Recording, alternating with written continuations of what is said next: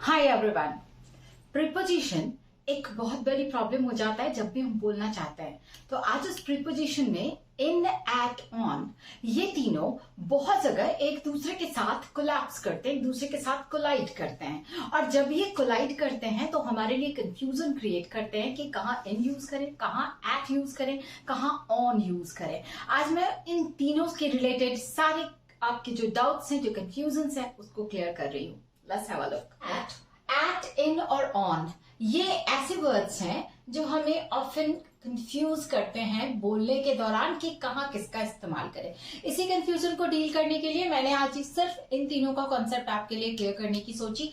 मुझे उम्मीद है कि अगर आप ये पूरी वीडियो देखोगे तो आपका इन, एट, ऑन से रिलेटेड जितनी भी कंफ्यूजन हैं वो दूर हो जाएंगी। सो प्लीज वीडियो के लास्ट तक बने रहिए। एट कहता है प्रिसाइज टाइम, यानी निश्चित समय, जो समय इंडिकेटेड हो, बता दिया गया हो, सर्टेन हो, निश्चित हो, उसे हम प्रिसाइज टाइम कहते हैं। तो प्रिसाइज टाइम के साथ एट का इस्तेमाल करते हैं। मैंने बताया एट 3 o'clock, यानी 3 बजे। यहाँ टाइम प्रिसाइज किया हुआ है, बताया हुआ है, इंडिकेट किया हुआ है, तो हमने एट का इस्तेमाल किया एट 3 o'clock। वैसे ही अगर पॉइंट ऑफ टाइम की बात करें, एग्जैक्ट पॉइंट की बात करें, तो नून यानी दोपहर, एट नून यानी टाइम पॉइंट किया हुआ है। या फिर एट बेड टाइम, यहां भी हमने टाइम को पॉइंट किया हुआ है। कब?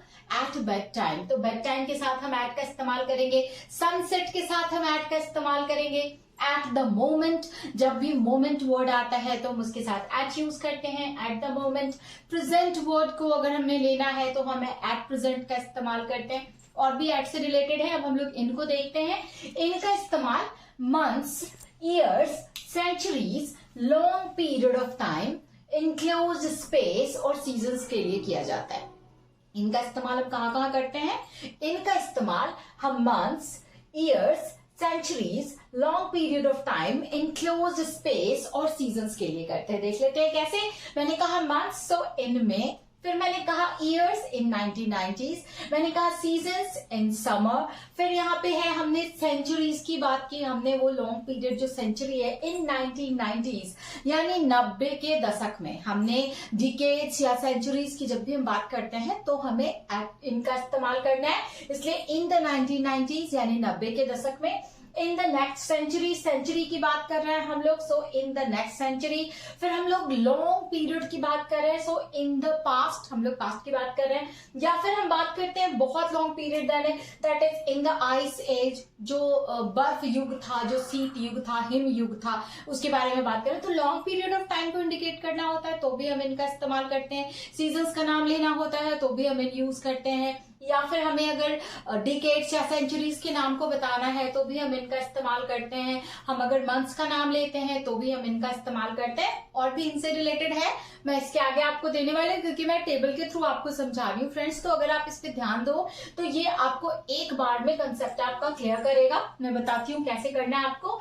ऑन यानी कि डेज, डेट्स और सरफेस के साथ ऑन का इस्तेमाल हम लोग करते हैं। जैसे मैंने कहा ऑन संडे, ये डेज का नेम है, या ऑन ट्यूसडे, ये भी डेट का नाम है। ऑन 6 मार्च यानी हम लोग डेट की बात कर रहे हैं तो on 6 March. On 25 Jan date की बात कर रहे हैं। ऑन क्रिसमस यानी हम बात कर रहे हैं उस ओकेजन की, इवेंट्स की, जब भी हम बात करते हैं किसी खास मौके की, जब भी हम बात करते हैं तो भी हमें उसके साथ ऑन का इस्तेमाल करना है। तो on Christmas, on independence day, ये भी एक इवेंट की बात कर रहे हैं हम लोग। ऑन माई बर्थडे इवेंट की बात कर रहे हैं, तो इस कंडीशन में हम लोग ऑन का इस्तेमाल करते हैं। अब तीनों को एक साथ करके अगर आप देखोगे फ्रेंड्स तो इसका इस्तेमाल आपके लिए आसान हो जाएगा, ये आपको ज्यादा अच्छे से समझ में आएगा। जैसे अगर कहीं भी टाइम दिया हुआ है, टाइम मेंशन किया हुआ है तो एट लगा दोगे, और अगर टाइम मेंशन नहीं किया हुआ है, सिर्फ डेट या डेज का नेम दिया हुआ है तो ऑन लगा दोगे। और अगर वो मंथ का नाम दिया हुआ है तो इन लगा दोगे। इस सेंस में आप तीनों को एक दूसरे के साथ को रिलेट करके पढ़ोगे तो आपको समझ में आएगा कि डेज का नाम होगा तो ऑन लगाएंगे, मंथ का नाम होगा तो इन लगाएंगे, और टाइम का नाम होगा तो एट लगाएंगे।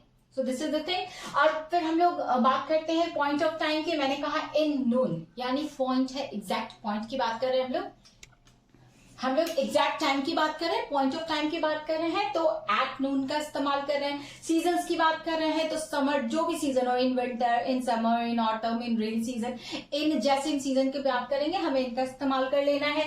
अगर हम लोग ने डेट डाला हुआ है, नाम देके डेट डाला हुआ है तो हमें ऑन का इस्तेमाल करना है। कोई भी स्पेशल इवेंट की बात करते हैं तो हमें ऑन का इस्तेमाल करना है। अगर ये सेंस आपको याद रहे फ्रेंड्स, आप ये जो मैंने लिखा है इसको अगर आप ध्यान में रखोगे तो इन और एट और ऑन ये तीनों आपके लिए बिल्कुल क्लियर हो जाएगा। चलिए कुछ और एग्जांपल्स देख लेते हैं जहां हम इनका यूज करते हैं और ये हमारे लिए कहीं ना कहीं थोड़ा कंफ्यूजन क्रिएट करते हैं। चलिए देखते हैं।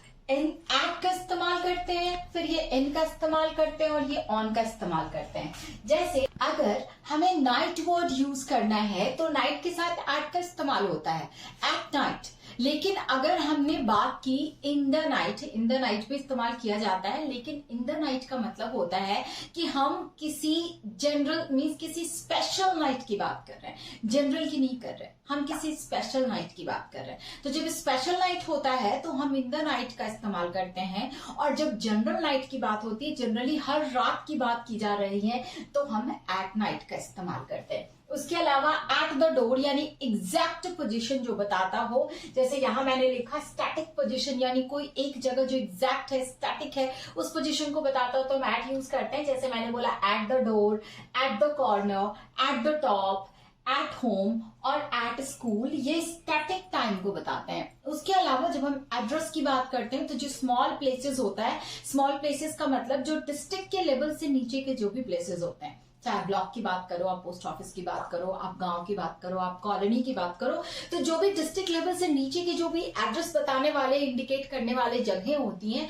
उनका जब भी हम बात करते हैं, उनके बारे में बोलते हैं, तो हमें उनके लिए एट का इस्तेमाल करना है। और डिस्ट्रिक्ट से लेके जब हम कॉन्टिनेंट तक की बात करते हैं तो हमें इन का इस्तेमाल करना होता है। ये एट और इन से रिलेटेड हमारी प्रॉब्लम होती है, मींस ये कंफ्यूजन होता है कि कहाँ एट लगेगा, कहाँ इन लगेगा। तो एट हम वहां यूज करते हैं जो डिस्ट्रिक्ट से नीचे आ जाता है, इन हम वहां करते हैं जो डिस्ट्रिक्ट से ऊपर आ जाता है। उसके अलावा जब हम मॉर्निंग की बात करते हैं, यानी अगर मॉर्निंग वर्ड या मॉर्निंग्स वर्ड आ जाए तो हम उसके साथ इन लगाते हैं। नून के साथ हम लोग एट का इस्तेमाल करते हैं, लेकिन आफ्टरनून, इवनिंग और मॉर्निंग ये जो 3 पीरियड ऑफ टाइम है इसके साथ हम लोग इनका इस्तेमाल करते हैं। जैसे मैंने लिखा इन द मॉर्निंग्स या in the morning, in the afternoon और इन द इवनिंग। इन तीनों समय के साथ जब भी हम इस्तेमाल करते हैं इन यूज करते हैं। लेकिन at dawn, at dusk, at night, at twilight ये जो पीरियड ऑफ टाइम है, एक दिन में जितने पीरियड ऑफ टाइम होते हैं उसमें ये बटा हुआ है कि हम कब इन यूज करेंगे, कब हम एट का इस्तेमाल करेंगे। तो मॉर्निंग, आफ्टरनून और इवनिंग ये जो 3 वर्ड है इनके साथ हम इन लगाते हैं। उसके अलावा डॉन, डस्क, ट्वाइलाइट और नून ये जो टाइम है इसके साथ हम लोग एट का इस्तेमाल करते हैं। जब हम ऑन की बात करते हैं, जैसा मैंने आपको बोला कि इसका इस्तेमाल डेज और डेट और सरफेस और इवेंट्स के साथ किया जाता है, तो जैसे ही हम लोग डेज की, जब मॉर्निंग की बात करते हैं, मॉर्निंग के साथ तीनों ही वर्ड का, मॉर्निंग के साथ इन और ऑन दोनों का इस्तेमाल किया जाता है।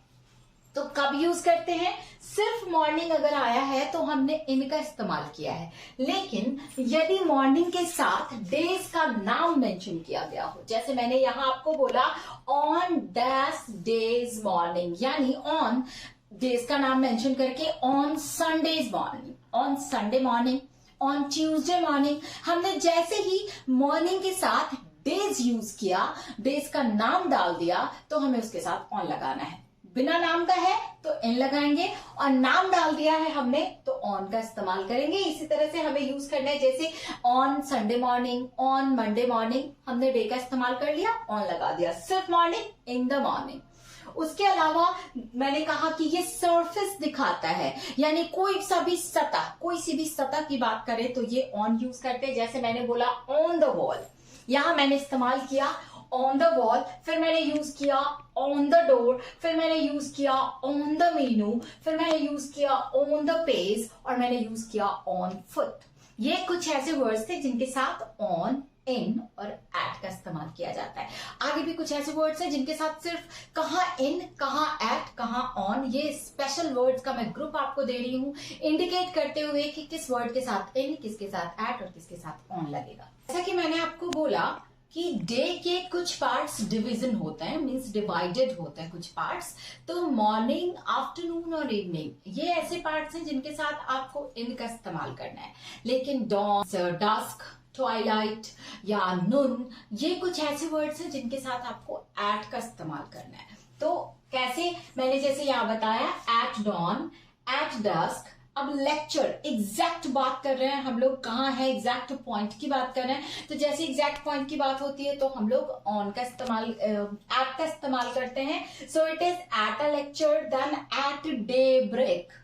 एट डे ब्रेक जिसको हम लोग मीन्स मिड डे की छुट्टी बोलते हैं, that is at a daybreak. So at daybreak, at twilight, at midnight, at work. लेकिन ये एट वर्क कैसा, टेम्पररी वर्क जो परमानेंट नहीं है, मींस थोड़ी देर के लिए अगर कोई काम कर रहा है तो उस काम के लिए हम एट वर्क का इस्तेमाल करते हैं। फिर जब मैं इन की बात आती हूं तो इन कहता है कि वैकल्स के नाम के साथ हम ऑन और इन दोनों लगाते हैं, बस दोनों में कंडीशंस का डिफरेंस है। जब हम वैकल्स के नाम के साथ इन का इस्तेमाल करने की हमारी बात आती है तो दो चीजें होती है। एक तो कि वैकल मूवमेंट में होना चाहिए, यानी उसके साथ जो भी वर्ड यूज किया गया है वो मूवमेंट इंडिकेटिंग वर्ड हो, मोशन इंडिकेटिंग वर्ड हो, वो मूवमेंट में होना चाहिए। जैसे गोज वर्ड का इस्तेमाल मैंने किया, यानी कि चीज मूवमेंट में है। कोई भी व्हीकल फोर व्हीलर है और मूवमेंट में है तो हम उसके लिए इनका इस्तेमाल करते हैं। जैसे यहां मैंने बोला इन मूवमेंट, मैं यूज कर सकती हूं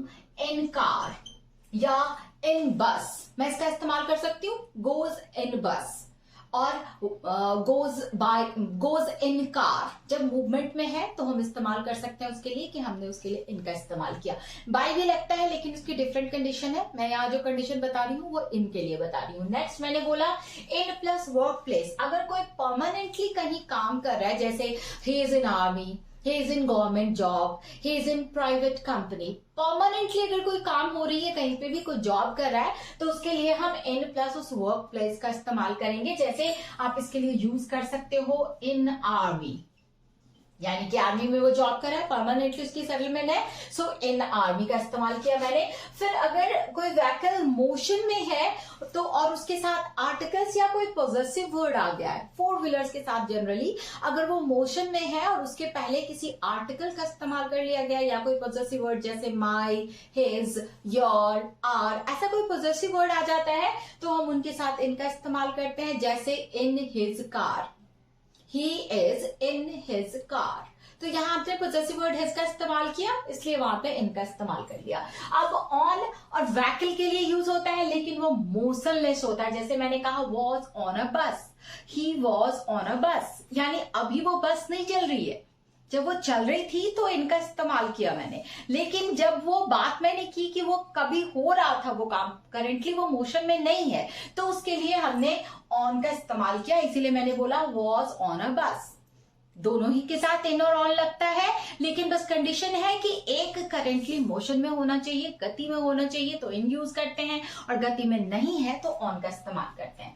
और ये हमेशा ध्यान रखना है आपको कि टू व्हीलर्स के साथ ऑन लगता है, कभी भी इन नहीं लगता। क्यों नहीं लगता, आप लॉजिक लगाओ। इनके लिए मैंने वर्ड यूज किया है एक यहाँ पे इनक्लोज्ड स्पेस, जो चारों तरफ से घिरा हुआ स्पेस होता है, उसके अंदर अगर कोई चीज स्थिर अवस्था में है तो हम इनका इस्तेमाल करते हैं। जैसे इन द रूम, चारों तरफ से घिरा हुआ है, इनक्लोज प्लेस है और उसके अंदर कोई वस्तु स्टैटिक अवस्था में है, स्थिर है, तो उसके लिए हमने इनका इस्तेमाल किया। सो in the room.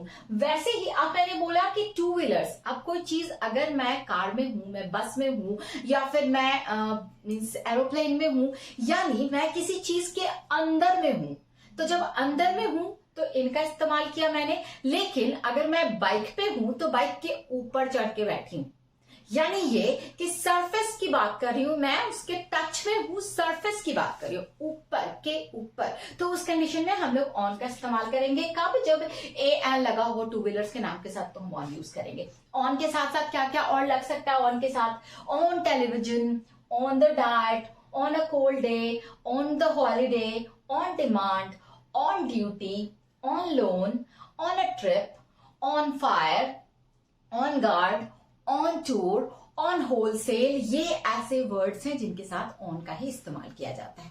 I hope friends कि आपको ये इन, एट, ऑन अच्छा लगेगा। Thank you, good luck.